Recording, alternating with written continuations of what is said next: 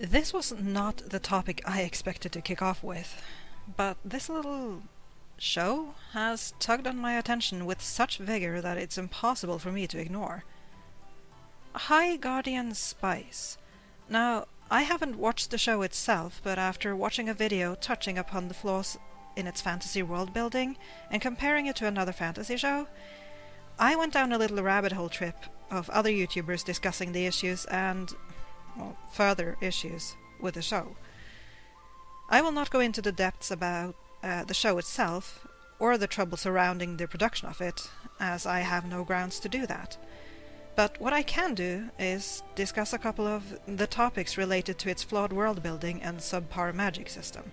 As a creative writer dabbling in the fantasy genre myself, I do feel confident tossing my 2 cents on certain matters into the proverbial hat. I have a certain soft spot for creative projects that fell flat. I mean, in my experience, people do not botch their own creative works on purpose. Something, somewhere, went wrong, and I like to take some time and figure out what that was and give my thoughts on how to fix it. So, on to the topics. Firstly, I would like to dig into the magic system of this world, how to better define it, and my personal ideas on how to change some of the issues the system has. Then I would like to touch on the concept of transition magic, how I understand it, why it has some problems, and how I would resolve them. Let's get going. The way I understand it, the magic system is messy. It consists of 2 main sections, referred to as old magic and new magic. And on the surface, the concept seems pretty interesting, right? A world where a new way of practicing magic has cropped up, challenging the old ways and making things far simpler and more convenient for people. Great! So, what seems to be the problem? Well, as I understood it, the difference between the 2 systems are muddled. It's hard to follow which practice belongs in what group, and that's not great. In essence, I think old magic is supposed to be slower, harder to master, and not available for everyone to learn. Which is alright. It's not a new nor a negative thing that the gift of practicing magic only falls to those with the correct skill set to pull it off. On the other hand, new magic is quicker, easier, and extremely convenient, and everyone can pick it up.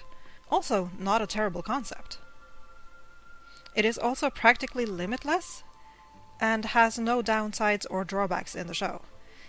And this is where the problems arise. A magic system that has no rules and no limitations is in danger of getting severely out of hand extremely fast. With limitless potential and no drawbacks, where's the penalty? Well, I have a proposal. I am a fan of high-risk, high-reward shenaniganery, so how about this? New magic is a powerful thing with unlimited potential, right? It seems to me that the energy to create such a power must come from somewhere, no? Such a surge of energy can't just appear out of thin air. So what if it comes from the world itself? What if new magic siphons off of the world around it, draining it of the resources it needs to sustain life? It could have dire consequences on flora, fauna, the weather, and even people in the world. And what then? Are the people aware of this fact? And if so, are they willing to give up on their convenience and turn back to the old ways? Suddenly, these unlimited possibilities come at a high price, and people are forced to face an ugly truth or close their eyes as the world continues to deteriorate around them. And knowing human beings, I don't think it will be that easy to turn their back on their newfound simplicity. It would give the world a harsh dilemma to deal with, while at the same time reflecting on real-world issues without being too over the top. Next on the agenda is how the show handles being transgender and the concept of making the transition. In the show, this is a temporary thing, with the person in question having to take a monthly potion in order to keep it up. In real life, though, this is not an option. There is no magical solution which allows you to temporarily switch your biological sex. It is a very permanent thing, and it is not a decision to be made lightly. This is something a lot of people have an issue with, and I agree. But I have a different idea than just cut the temporary crap and just make it permanent. Because if temporary solutions have taught me anything, it would be asking myself, what happens when the supply runs out? What if there is an ingredient in this potion which is in limited or dwindling supply? What if there is a real concern of it running dry, and soon? What then?